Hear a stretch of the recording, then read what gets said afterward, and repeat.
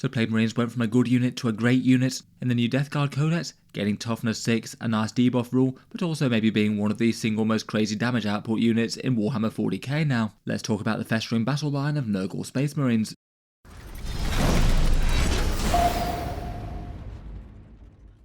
Hello and welcome back to Auspex Tactics, where today we're talking Death Guard once more, and more specifically Plague Marines, doing a unit overview for the squad in the new Codex, talking through their chunky and rather complex updated datasheets, and a few of the big combos that they can use. Basically, if a tooled up unit of them can attack you within contagion range, seems like there's a very good chance they can take down the vast majority of targets in Warhammer 40k right now.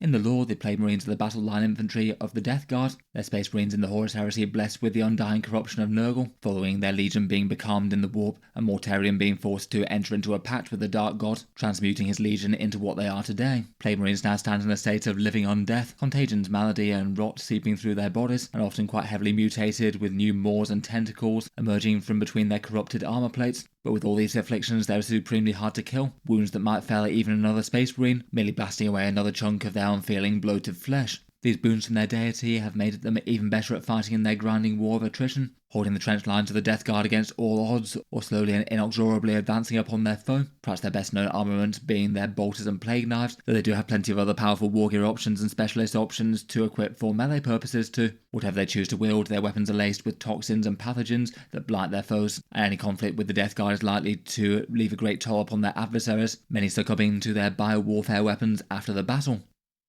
Miniatures wise, the Plague Marines had their kit redone for Warhammer 40k 8th edition, so their model's about 8 years old at this point. This is their core kit, costing £37 or $60 getting you 7 chunky and mutated Plague Marines in the box. They've tended to be present in most of the Death Guard discount sets over the years, with a squad of them both in the old and new Combat Patrol box set, plus also a squad in that recent Poxwalk Vector box. The models are all very heavily Nurgle afflicted, very busy miniatures with all manner of mutations, warped and pockmarked armour, and lots of theme oozing from just about every model. And their box set can equip the whole squad with bolters, though there's not really much incentive to at the moment. Their redesigned box has an enormous amount of warrior options, and in 10th edition with all of them being free, it basically makes sense to load up on a whole load of the fancy stuff, which maybe is a bit of a shame that their iconic loadout gets rather overshadowed. They do also have the criticism of only having 7 in a box as well, which while it's all very holy for Nurgle's patron deity, also means that you get fewer models than most Marines for a very similar price.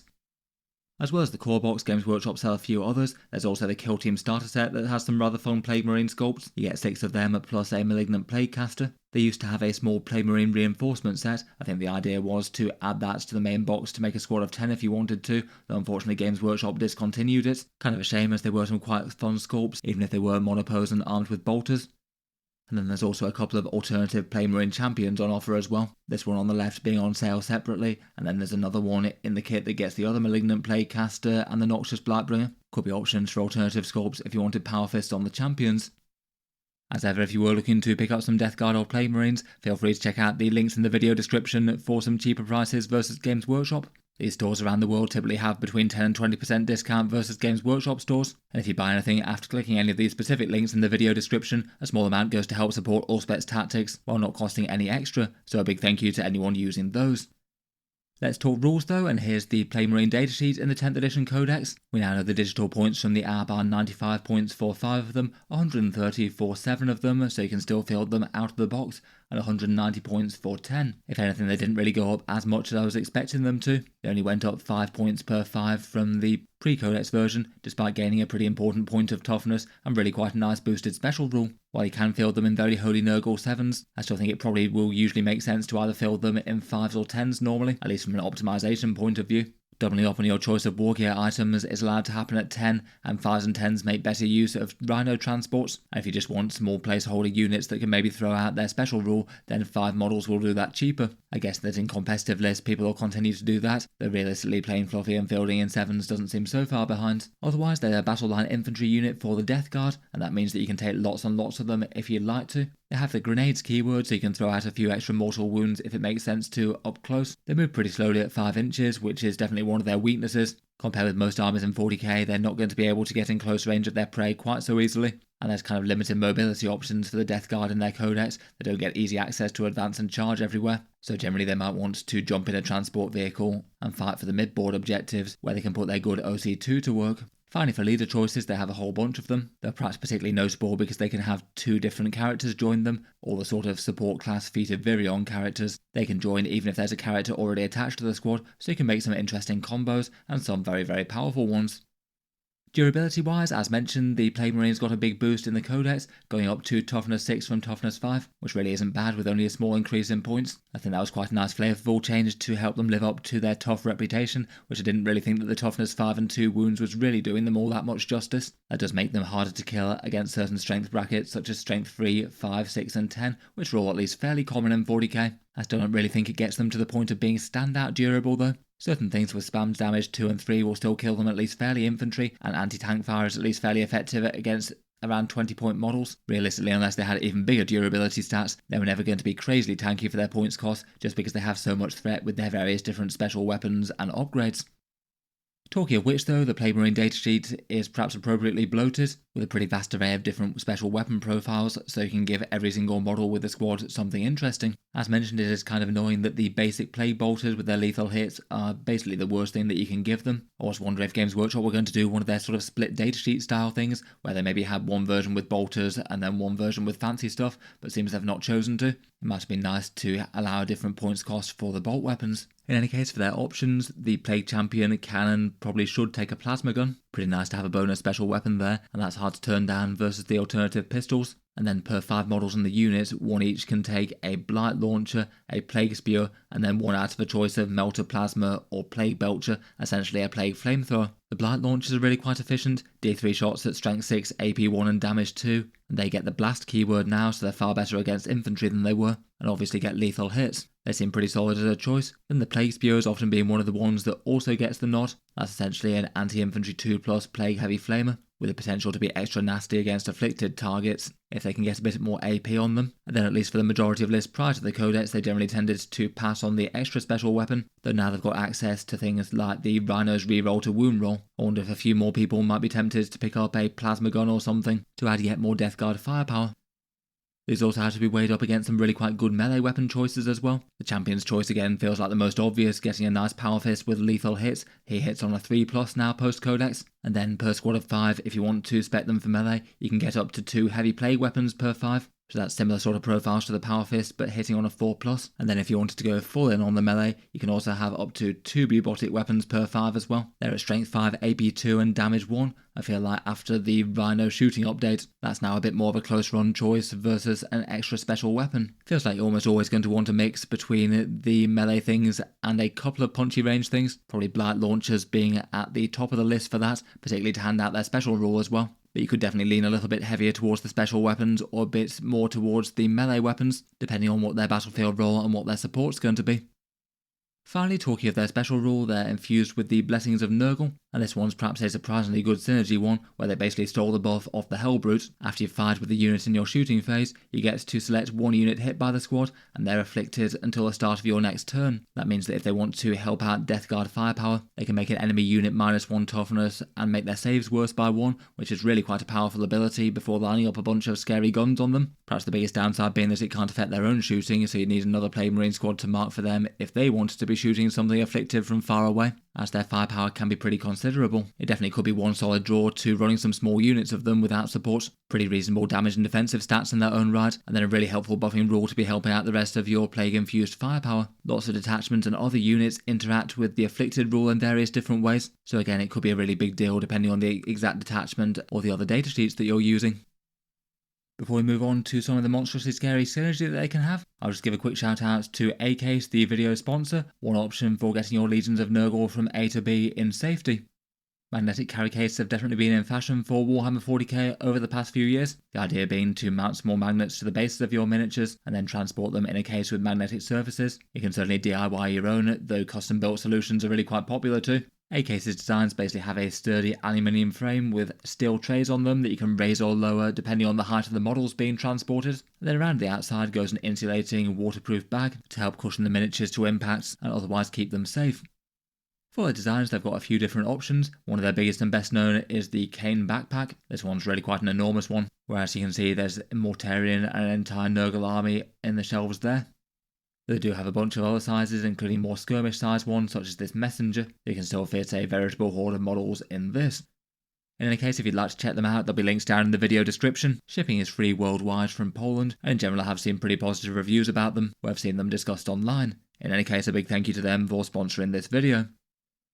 Let's get back to the Legions of Nurgle though, and just to summarise, that leaves Plague Marines being at 95 points to 190 points worth of units. They've got genuinely quite good damage output, maybe better against medium infantry, though can punch up with lethal hits and certain damage combos. Their durability really isn't too bad for Space Marine equivalents with that high toughness. They've got good OC and a really good datasheet rule for support, and then their buffing options are pretty massive. They've got some really efficient characters, and rhinos work well for them. I guess for weaknesses, probably the biggest one is their slow movement speed, only 5 inches, and wanting to be kind of close to inflict their damage means the opponent might be able to avoid them, and they will want extra support like rhinos to get them into battle. They're still not standout tough against the right kinds of firepower, and if you want to hit their biggest damage potential, they could do with a fair bit more investment, so they could be kind of points intensive, central damage combos as opposed to cheap units operating independently.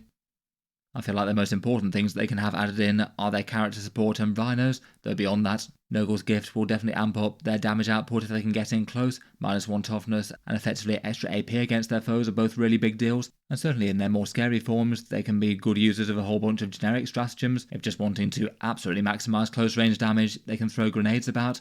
Overwatch isn't too bad on them, with multiple torrent attacks, particularly with their leaders, and lethal hits on other plague weapons doesn't hurt either for that. A command reroll could be a big deal if they fail a key charge, and heroic intervention could be an interesting option for them if they have the fights first from a foul blight spawn. I guess for other datasheet support, Foot Demon Princes could feed them some decreased cost stratagems and give them the benefit of cover, and Mortarion himself could provide some reactive moves and other powerful shenanigans, but they're already spoilt for choice with their support characters. Looking through those, and it feels like in the new book the Malignant Plaguecaster might be one of the very strongest options, and particularly in combo with the Biologist Putrefier. The Plaguecasters are 60 points, and for that they just give the unit an all-round big boost. Their Plague Wind shooting attack is perhaps a lot more punchy than you might expect, particularly with contagions on the go to potentially boost AP and lower toughness, and even more so with a Rhino to give you reroll wound rolls. On top of that though, they have some non-insignificant melee. They give their units sustained hits 1 when they're targeting a unit within afflicted range, and that's a very nice general purpose damage buff, and then even on top of that they have a small debuff for enemy infantry units, though say that maybe doesn't tend to be as important as the rest of the things they do. A Biologist Putrefier could be attached to the same unit as the Plaguecaster, and he's also an excellent value leader for them. 45 points, so really cheap to include, and while he might not get his free grenades anymore, he does still get a punchy Hyper Blight grenade attack, so provides some helpful shooting, but maybe more importantly lethal hits for all weapons in the unit, so plasma guns and the like get that too, and critical hits on a 5+, so all the squad will be auto wounding on a 5+, and if they have a Plaguecaster in the unit as well and they're targeting an afflicted unit, they'll also get sustained hits on a 5+. That little combo plus the debuffs of affliction just means that the unit gets absolutely monstrous both at range and in melee. He also can provide some objective control as well if they wipe a squad in melee. Finally, for perhaps what I consider the most obvious combo is the Death Guard Rhino. 85 points, so a bit more pricey than other ones, but coming with a great special rule now. Still very durable for the points, a 12-inch move and allowing Plague Marines to get out within 3 inches of it adds to their threat range a massive amount given they move so slowly. If they're wanting to charge as well, they can jump 3 inches out the front, which also adds to their threat range too. Definitely feels like a great idea for a high investment unit trying to get to the fray, but then as mentioned they get their fire support special rule, so they get one of the special rules where if the disembarking unit targets the same thing as the Rhino, they get 2 reroll wound rolls in the shooting phase, and particularly given the sheer amount of firepower that you can have jumping out of a Rhino, that also helps to make the numbers look very silly indeed. Just putting those 2 characters in a squad of 10 Plague Marines and having them jump out of a Rhino does make a big expensive unit. The whole thing costs 385 points in total, so it's a big investment central damage dealer, but the numbers that they can put out damage wise are absolutely crazy. For this one, this is just looking at their range damage, so 2 Blight Launchers, 2 Plasma Guns, 1 on a Champion, 1 on a regular guy, and I went for 2 Plague Spewers, which to be honest I'm not too sure if that's so optimal. They could go for bubotic weapons instead perhaps, but all of that still leaves room for a Power Fist and 4 heavy Plague weapons. If this combo jumps out of a Rhino, they'll all have sustained and lethal hits against an afflicted target on a 5+ to hit, assuming that you're going with the -1 toughness and worsening enemy saves from the contagions of Nurgle. The range damage alone, including the character's attacks, gets absolutely mad. That squad will kill around about 30 termagants, and I think that might be a slight underestimate. For standard Space Marines, it's around about 17 slain, around 7 slain Terminators, 22 wounds to a toughness 10 3+ save vehicle, and 16 wounds to a toughness 12 2+ save vehicle, so around 1 dead land raider out of cover.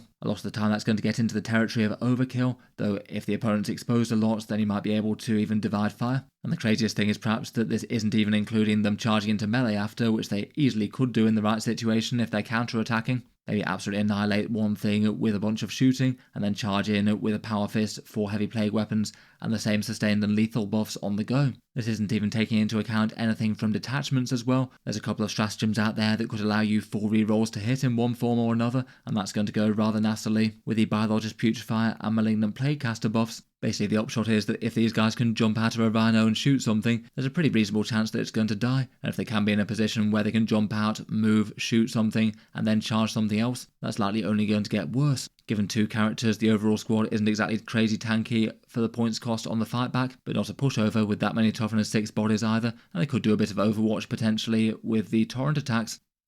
Otherwise though, they do have a big cast of characters that could join them. The Noxious Blightbringer could add a bit of movement, +1 to move and maybe re-roll charge rolls, plus do some battle shock things. I feel like he adds far less value compared with the first 2, though given the main weakness of the unit is movement, getting a bit more threat range isn't nothing. Out of the other characters, and maybe say the Foul Blightspawn might be the other good one. He's also got a very punchy torrent attack with that Plague Sprayer, and that could also get on really well with the buffs jumping out of a Rhino. And then his special thing is Fights First, being able to do that once per game, and that means that with a whole bunch of heavy plague weapons and maybe buotic weapons in the unit, you could make a Plague Marine squad that's borderline unchargeable, perhaps particularly if there's other damage buffs in the squad, such as the Putrefier or the Plaguecaster. The Tallyman for 40 points I feel like is probably just best served just camping on his own, farming up command points. If you happen to have a cheap Plague Marine unit just wandering around throwing out contagions though, I guess that could be a bodyguard for him. He allows them to ignore modifiers, though I feel like it's his command point generation that is maybe the main draw for him. Otherwise the Plague Surgeon just feels a bit too reactive to me. Sort of dependent on your opponents politely killing some Plague Marines but not all of them, and then allowing you to regenerate 1 with his healing. I feel like if that happens he's probably just about justified his cost, at least between that regenerated Marine and his own damage profile, but still it's just adding far less upfront than say the Plaguecasters or some of the other characters, and the Icon Bearer feels a bit out of place for the Plague Marines. They already have a good amount of OC. Finally, they do have their Lord choice that can join them as well in the Lord of Poxes, who costs 75 points, so more than most, but brings some interesting things to the table. He has more melee than the other characters, 6 attacks at strength 8 and damage 2 is quite nice. The +3 inches to contagion range could definitely be helpful, particularly given how hard they can hit things within contagion range. And then he also has his Shrouded special rule, stopping shooting at greater than 18 inches away, which might be occasionally helpful in the mid-board, but could be helpful for a backfield squad as well. Feels like he's definitely an interesting and more powerful model, though I feel like he might struggle to get some good advantage out of all his abilities at once.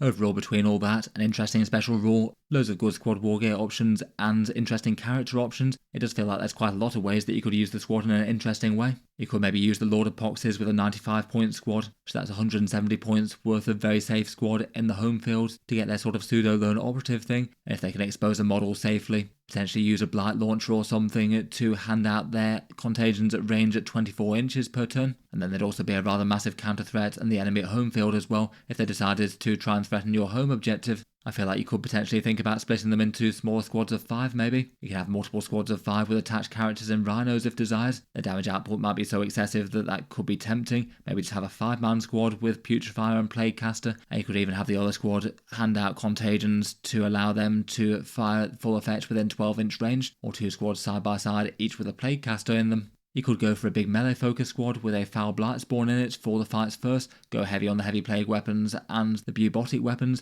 and then have a Plaguecaster or Putrefier to back him up for some extra damage. It does feel that with such a big high investment combo that ideally both wants to shoot and then also fight, you could justify a Land Raider for them, move forward 10 inches and drop them out 3, so 13-inch movement on a squad that then can still shoot and charge. That's going to give them a significantly better chance of getting into something really important, though you'd lose the rerolls from the Rhino, and it is a pretty massive investment. Then pretty much all of this is before detachment choices. The more standard issue Plague Company in Virulent Vectorium has a fair few options that could help out Plague Marines. There's a stratagem to allow you to reroll random attack weapons, which a tooled up Plague Marine squad would have a whole bunch of, and also a stratagem for reroll wound rolls for infantry, shooting and afflicted unit. Again, that could be kind of massive for a Plague Marine unit, even if they haven't jumped out of a Rhino this turn. There's a few other potential ones such as -1 damage, and there's an enhancement for reroll wound rolls for a lead unit while they're on an objective marker too.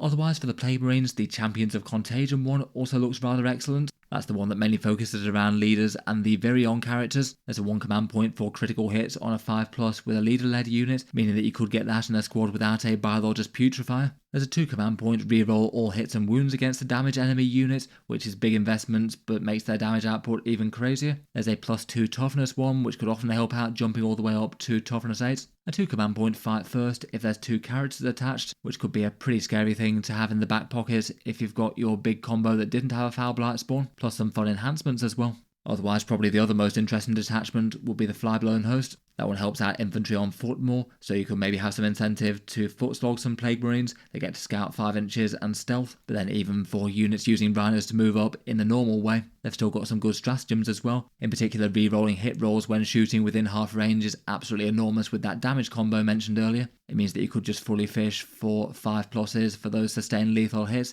and have just obscene amounts of damage, even more than you had previously. There's also a 1 command point pistol keyword when shooting, which again is absolutely brutal. An enhancement that could give the assault keyword to give you a better chance of getting those ranged weapons in range, plus a bunch of other fairly good infantry support. Most of the other detachments don't really offer so much for the on-foot Plague Marines. The Taliban Summoners could allow you some reroll hits in melee. In general, their theming tends to be focusing on other units though.